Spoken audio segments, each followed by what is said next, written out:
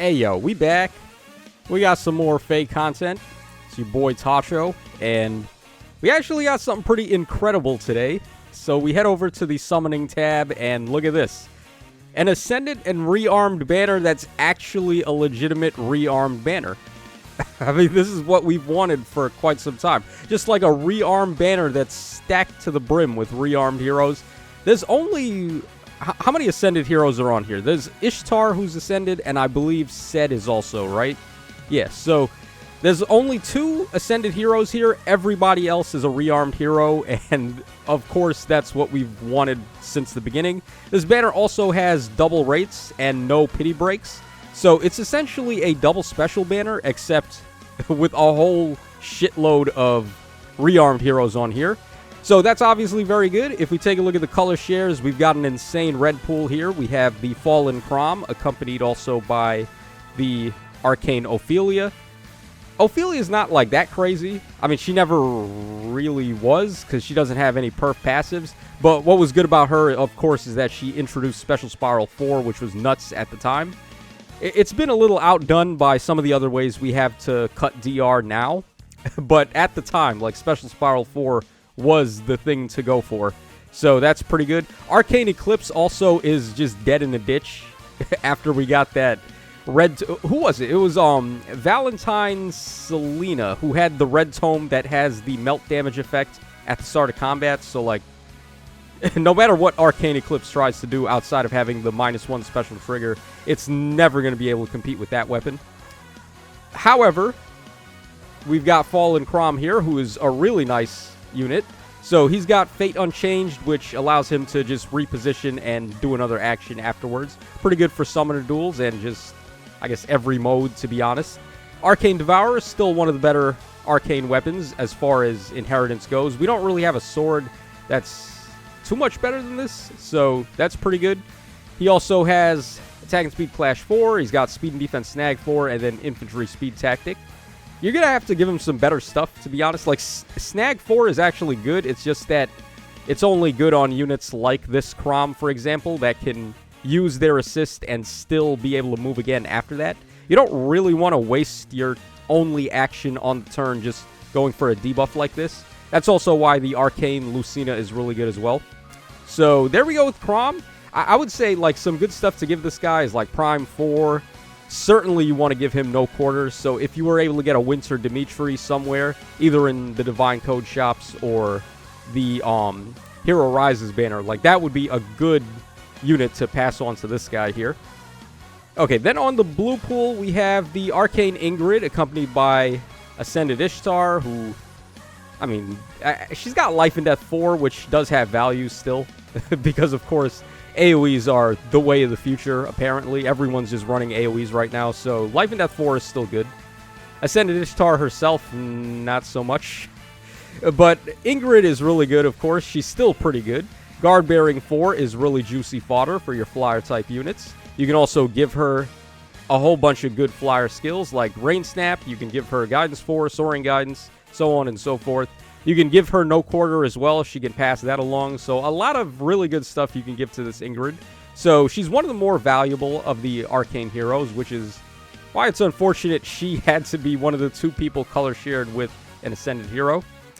Okay, then over here on the green pool, we have, of course, Ascended Sed, who also has some pretty good fodder. He's got Infantry Pulse 4 and Special Spiral 4. But, I mean, there's not really... too much value in summoning multiple copies of this guy. He's not a bad, like, AoE nuke. He can do a decent job of that.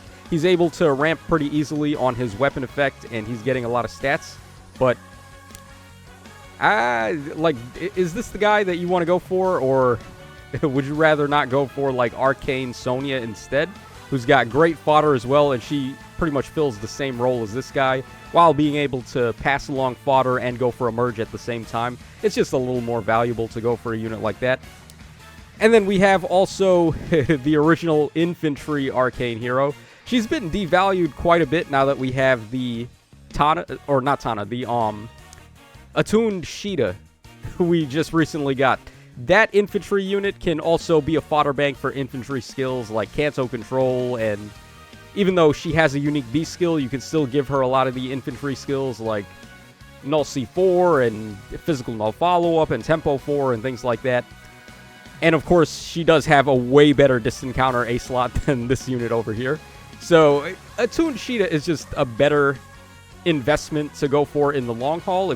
Especially if you're going for merges, like that's a unit that's also really powerful in her own right, as opposed to like building up merges on Ganglot's not really getting you anywhere. So I wouldn't recommend this unit in particular too much anymore.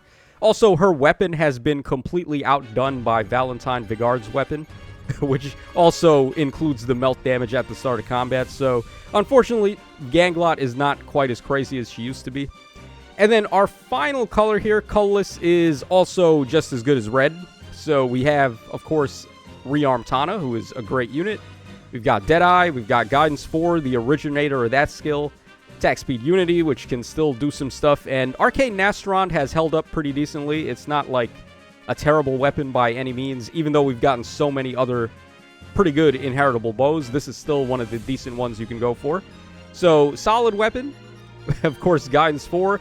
You can do the fodder bank thing, give her soaring guidance, and you can give her Flared Sparrow, a really nice inherit for her, and things like that. So she's got some good stuff you can pass around, and also she comes with some good stuff already.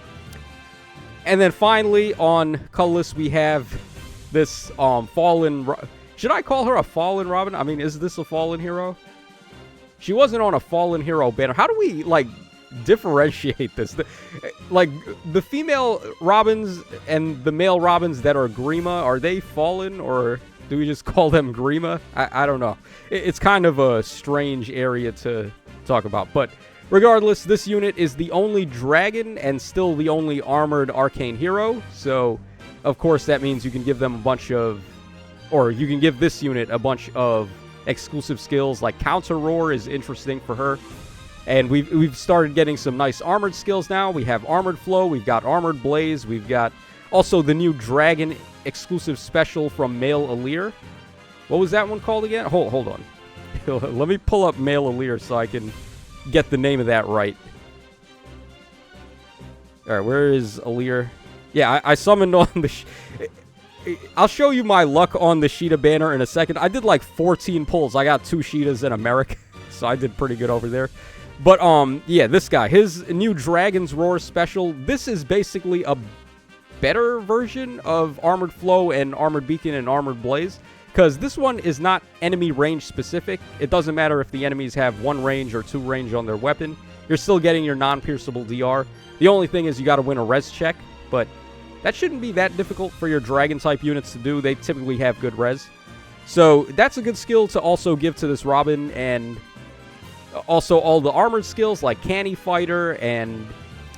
What was the one that Byleth had? Weaving Fighter, that's a nice skill too. So there's definitely some good stuff. She also gained a lot of value now that we can do 5 inherits instead of 4. So you could pick up Hardy Fighter and then 2 other things as well. So it definitely bodes pretty good for this Robin. She aged a little bit better. Aged like fine wine, so that's wonderful. And we're going to go ahead and, I guess, just do our free pull here. Ideally, what do we want to go for? Red or Colorless? Huh. Well, I've got more skills on Ophelia and Crom than I do on Robin and Tana, so I'll go for red. And we end up getting a Lonku. Okay. I mean, dude, Vantage has been on the rise lately, so we'll take that, I guess. Even though I've got like 1 billion copies of him already. So yeah, I summoned on this off camera. This is the reason why I haven't been doing so many summon videos lately, is because the luck has been so crazy that if I upload the video, it's only going to be like 5 minutes long. So 14 summons over here, and as I showed already, I got 2 Katas and I got 1 Merrick. So pretty much clean shop without even having to go halfway up to a Spark, which we definitely want to take. So there you guys go. That's going to wrap us up for the breakdown on the new Ascended and Rearmed Hero banner. Let me know your thoughts in the comment section down below, but if they were to do a banner like this like every other month, this would be really good. This is...